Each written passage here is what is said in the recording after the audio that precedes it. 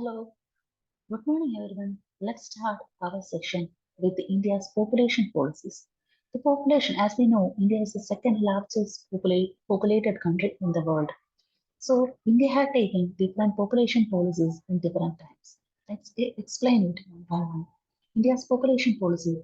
The policy of India started to grow fast from 1921.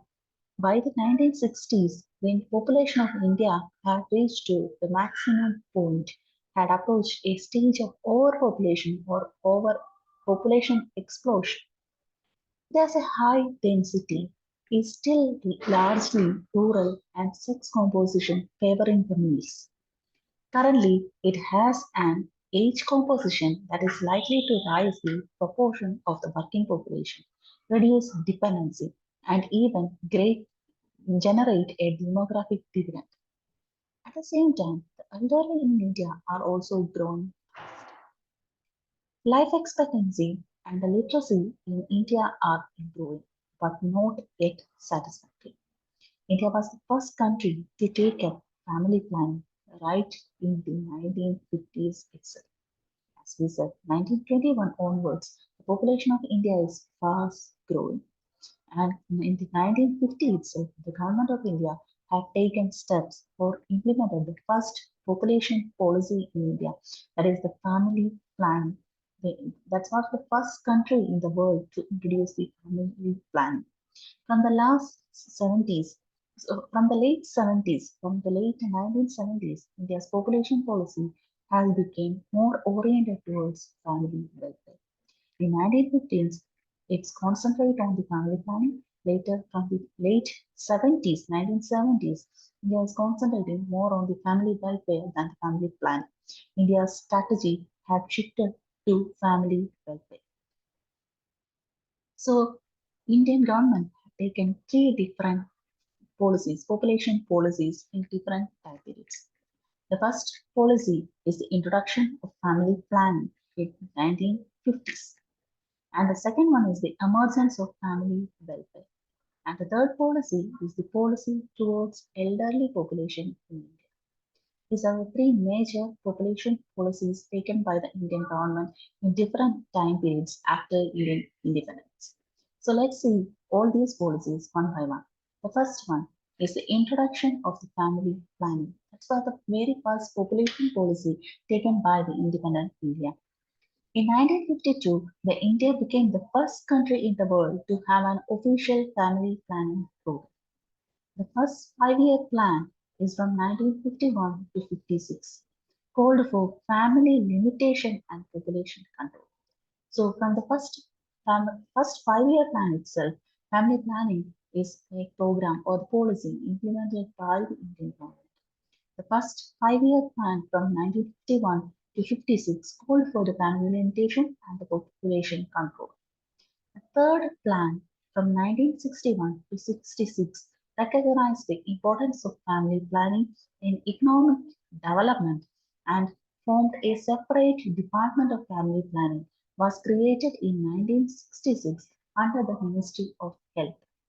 So under the Ministry of Health, a separate department for the family planning had been set up by the Indian government during 1961 to 66 and the plan period of third five-year plan.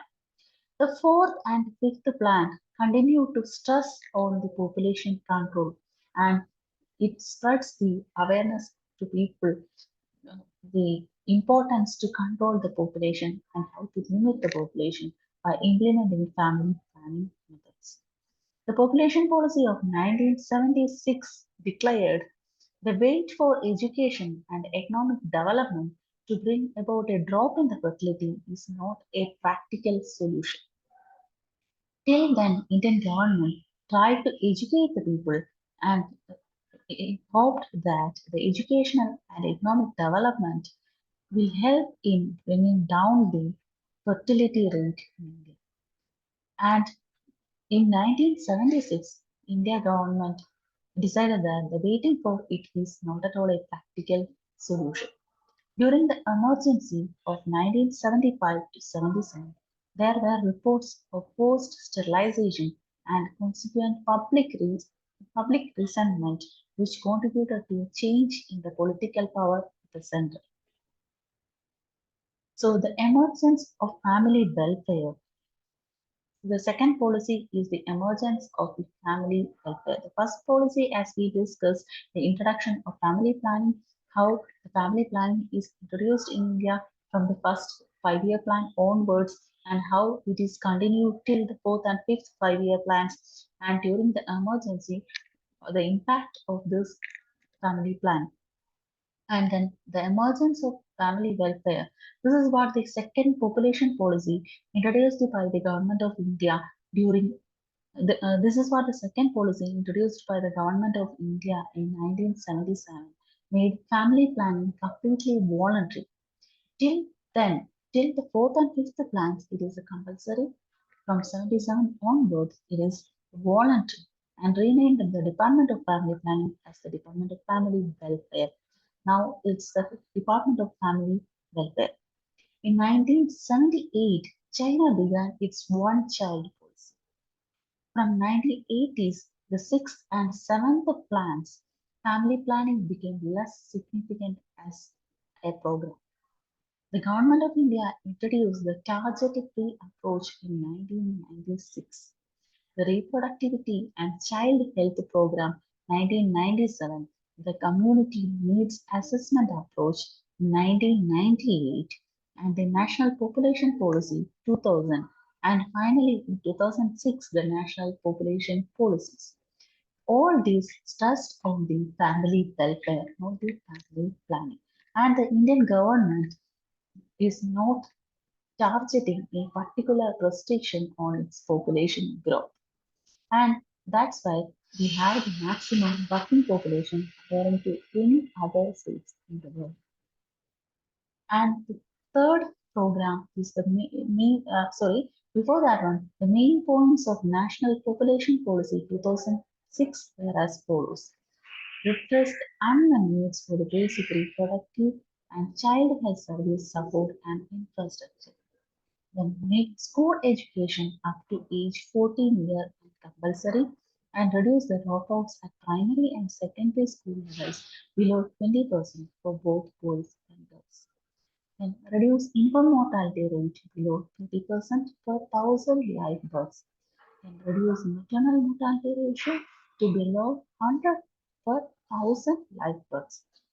Then achieve universal immunization of children against all vaccine preventable diseases, promote delayed marriage for girls not earlier than age of 18 and preferably after 20 years of age. 80% institutional deliveries and 100% deliveries by trained persons. Then archive universal access to information, counseling, and services for fertility regulation and contraception with a wide basket of choice. Can achieve 100% registration of births, deaths, marriages, and pregnancies. These are the main elements which is involved in the 2006 population policy. That's why the last population policy introduced by the Indian government. Then another points included in that particular program contain the spread of acute immunodeficiency syndrome age and promote the greater integration between the population of reproductive phase and sexually transmitted infections and National AIDS Control Organization. Prevent the control of diseases, integrate indigenous medicine, and the pollution of the reproductive child health services and clinical so they promote encourage the small family units to achieve the education lives of people. Promote convergence and foundation of related social sector programs so that family welfare becomes a people-centered program. In 2014, the midterm objective may be said to have been more or less achieved, but as Satya Agarwal had put in their article, India's National Population Policy 2000 and Evaluation, the National Population Policy 2000 had a large mission when achieving replacement levels of total fertility and achieving high quality reproductive health. Experts in states like Kerala and Andhra Pradesh. This has not yet been done. The National Commission on Population under the Ministry of Health and Family Welfare has projected in 2006 that India's rate of growth of population will declare will declinate from 1.6% in 2001 to 6 to 0.9% in 2021-26. So the total population policy is changing. So and the growth of the population is also changing. Even though India has the maximum youth population in the world. And the last policy is the policy towards elderly population in India. This is what another policy implemented by the Indian government other than family planning and family. In 1999, the Government of India adopted National Policy of Older Persons. The policy defined senior citizen or elderly as a person who is of age more than 60 years. This population is affected with downward trends in the fertility and mortality. In India, the elderly population is 7.4% of the total population as of 2011 census, and it is fast growing. A country like India, this makes various pressures on the socio-economic front, including pension households, healthcare expenditure, savings level, etc. Because those who are after 60s, either pensioners or dependents. So it will definitely affect the economic situation of India. Because if the aging population is increasing, the working population has without increase or more than. So the demographic dividends of India's human development and global growth. Let's see the India's demographic dividend and India's human development and global perspective. So this one we can discuss in detail in the next class. So thank you for the patient listening.